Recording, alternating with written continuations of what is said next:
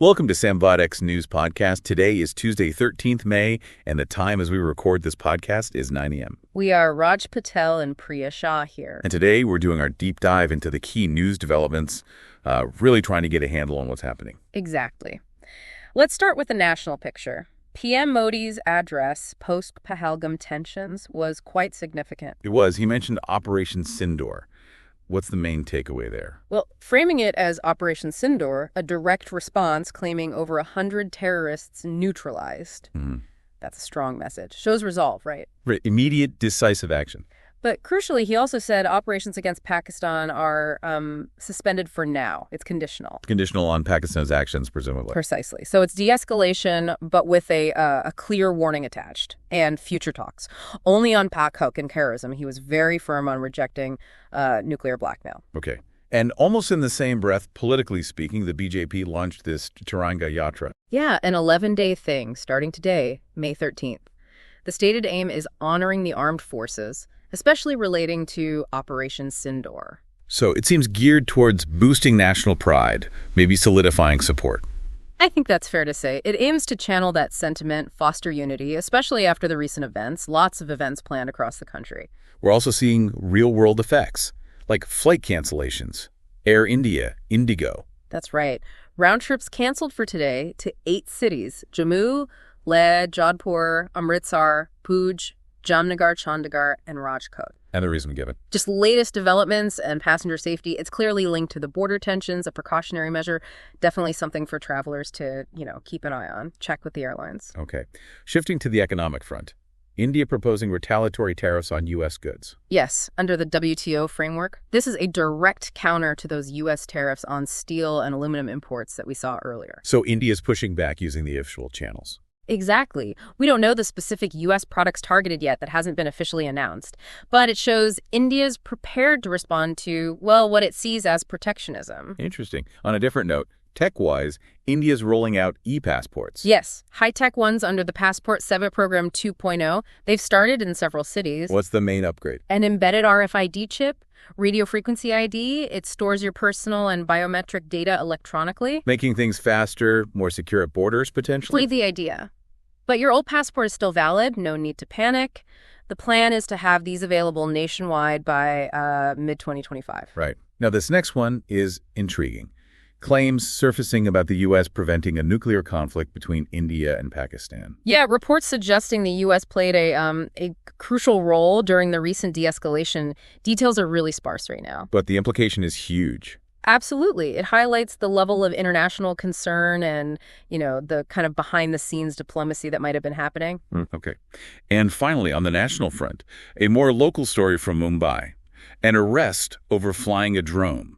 Yes, a 23-year-old man in Powai.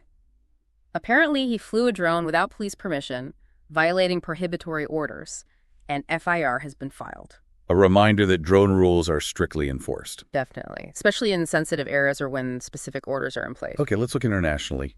Ukraine, Russia. Lots of diplomatic calls happening. Yeah, a real flurry. This follows that unsuccessful push for a 30-day unconditional ceasefire by some Western European nations and a U.S. offer to join talks. So what's happening now? Well, U.S. Secretary of State Marco Rubio has been talking to European counterparts about the, quote, way forward for a ceasefire. And separately, the Russian and Turkish foreign ministers discussed the possibility of direct talks between Moscow and Kiev. So efforts continue despite the setbacks. Seems so. Lots of diplomatic energy still being expended. Very sad news from the U.S. now. 2 Indian students killed in a car accident. Yes, truly tragic. Saurav Prabhakar and Manav Patel. They were studying at Cleveland State University in Ohio, but the accident happened in Pennsylvania. And another passenger was injured. Yes, hospitalized. The Indian consulate in the U.S. is involved, providing assistance to the families. Just awful news. Absolutely. Elsewhere, China's making moves in Latin America and the Caribbean. President Xi Jinping announced a big credit line about rupees 760 billion, or $9.2 billion U.S. What's the context there? Xi spoke about deepening ties, especially amidst what he called bloc confrontation. He emphasized unity, cooperation, with a subtle critique of bullying and hegemony. Positioning China as an alternative partner. That seems to be the signal, yes. Expanding influence in that region. And a really strange discovery in Argentina. Nazi propaganda. In the basement of the Supreme Court, no less. World War II-era propaganda, membership documents. Quite a find. What are they making of it? It's still under investigation. The nature, the extent, how it got there, lots of questions remain. Very unsettling, though. Definitely. Okay, let's turn to news from the states within India. A very concerning situation in Punjab. Yes. Tragic news from Ajitha in Amritsar. At least 14 people have died, allegedly after consuming spurious, illicit liquor. Oh, no. And others are sick. 6 others have been hospitalized. Authorities have started an investigation, and some arrests have apparently been made. It's a recurring problem, sadly. Such a dangerous trade. Also in state news, the passing of a noted scientist in Karnataka. Dr. Subhana Ayyappan, a Padma Shri awardee and renowned agricultural scientist. He was 70. How did he pass away? Well, the circumstances are still being investigated. He was reported missing, and then his body was found in the Kaveri River near Srirangapatna.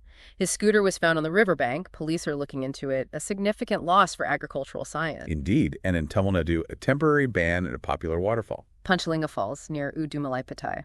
Tourists have been banned from bathing there for now. Why is that? Sudden flooding. It's a safety precaution. Highlights the unpredictable nature of, nature sometimes. Right. Let's move to sports. Good news for cricket fans. Yes, the BCCI has announced the Tata Indian Premier League. The IPL 2025 season is resuming. Ah, okay. When does it restart? The remaining 17 matches will start from May 17th. They'll be played across 6 venues, with the final scheduled for June 3rd. So the suspension due to the geopolitical situation is over. Looks like it. Fans will be relieved. And while the IPL gets back on track, selectors are also looking ahead. India A Tour. That's right. They're finalizing the India A squad for the Tour of England. It seems they're trying to balance things. They're prioritizing players who aren't in the IPL or whose teams are, let's say, unlikely to make the playoffs. Ensures they have a strong available squad for the A Tour without disrupting the ITL too much. Smart planning. Makes sense. And more positive news on the cricket front, the India women's team. Yes. They won the ODI Tri-Series in Colombo. A really dominant performance in the final against Sri Lanka. How dominant? Won by 97 runs. Smriti Manhana scored a century, and the bowlers were excellent too. A great result for them. Fantastic. Okay, let's quickly cover technology. Motorola's got a new phone out. Their first flip phone for 2025 in India, the Moto Razr 60 Ultra. It follows last year's model, the 50 Ultra. Flip phones are still a thing then. They seem to be carving out a niche. This one's noted for being lightweight. It's the first big foldable launch this year, setting the stage maybe. And a partnership focused on secure communication. Yes, between CDOT, the Center for Development of Telematics, and a company called Synergy Quantum. What's the goal? They signed an MOU to collaborate on advancing secure communication systems. It points to India's push into quantum technology for security. Important stuff for the future. Absolutely. Finally, let's look at business. The stock market took a hit today. It did. A significant downturn. The Sensex was down over 900 points in early trading. Any particular reason cited? Analysts are pointing towards maybe some profit-taking after recent gains and perhaps lingering concerns about the geopolitical situation filtering through. Market sentiment can be fragile. But interestingly, the rupee went the other way against the dollar. Quite strongly, yes. It appreciated significantly in the opening session, gaining about 80 paise to reach rupees 84.62 against the U.S. dollar. And why the strength there? Seems to be driven by increased selling of the U.S. currency by bankers and exporters. Different factors influencing currency versus equity markets today. A lot going on, as always. That covers the main headlines for our deep dive today. It does. A real mix of geopolitical tensions, economic shifts, tech updates, and sporting news, too. Always dynamic. See you tomorrow. Don't forget to subscribe to SamvaadX News Podcast channel and hit that bell icon.